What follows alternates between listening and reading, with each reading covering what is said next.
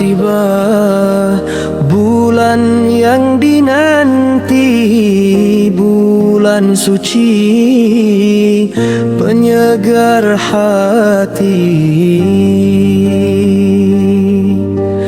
Ramadan tiba. Assalamualaikum warahmatullahi wabarakatuh.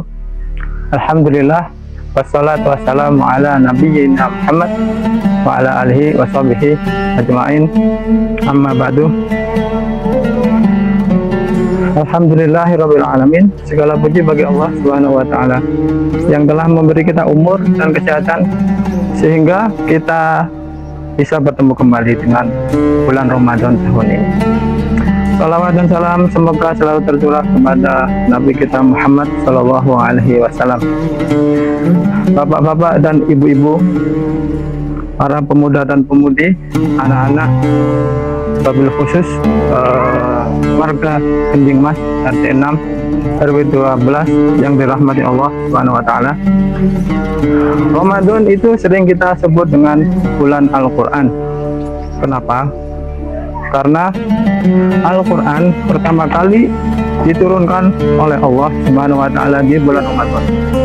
Sebagaimana Allah berfirman dalam Quran surat Al-Baqarah ayat 185.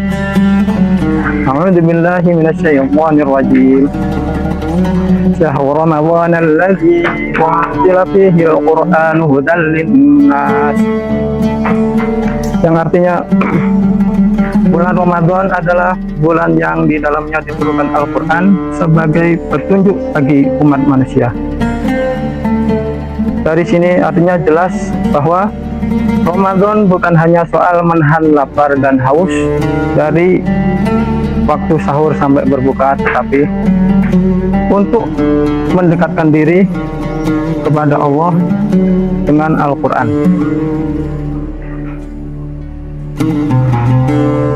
Para pemirsa YouTube yang berbahagia, membaca Al-Quran juga bernilai pahala, sebagaimana Rasulullah SAW bersabda, Man qara'a khurfan min kitabillah falahu bihi hasanah wal hasanatu bi asri amsalihah. Hadis riwayat Tirmidzi. Dan artinya barang siapa yang membaca satu huruf dari kitab Allah, maka baginya satu kebaikan dan satu kebaikan dilipat gandanya 10. Bapak-bapak, ibu-ibu sekalian, walaupun kita belum lancar, masih terbata-bata, tetap dapat pahala. Yang penting dibaca dan istiqomah dalam membaca Al-Quran. Al-Quran bukan sekedar hanya untuk dibaca, tetapi juga kita untuk pahami artinya dan kita amalkan isinya, sebagaimana Allah berfirman dalam Quran surat Muhammad ayat 24. A'udzu billahi minasyaitonir rajim. Afala yatadabbaruna al-Quran. Artinya, tidaklah mereka mau memahami dan merenungkan Al-Quran. Artinya apa? Al-Quran bukan hanya untuk dibaca, tetapi untuk dipahami dan diamalkan. Misalnya, kita membaca tentang sabar dalam ayat Innallaha ma'as sabirin. Maka kita latih juga sabar di rumah ataupun di manapun itu. Misalkan dalam Al-Quran menyebutkan dengan jujur, kita juga jujur dalam usaha dan pekerjaan. Hadirin sekalian, bagaimana Rasulullah memberikan Rasulullah di dalam bulan Ramadan, kehidupan Rasulullah dalam Ramadan.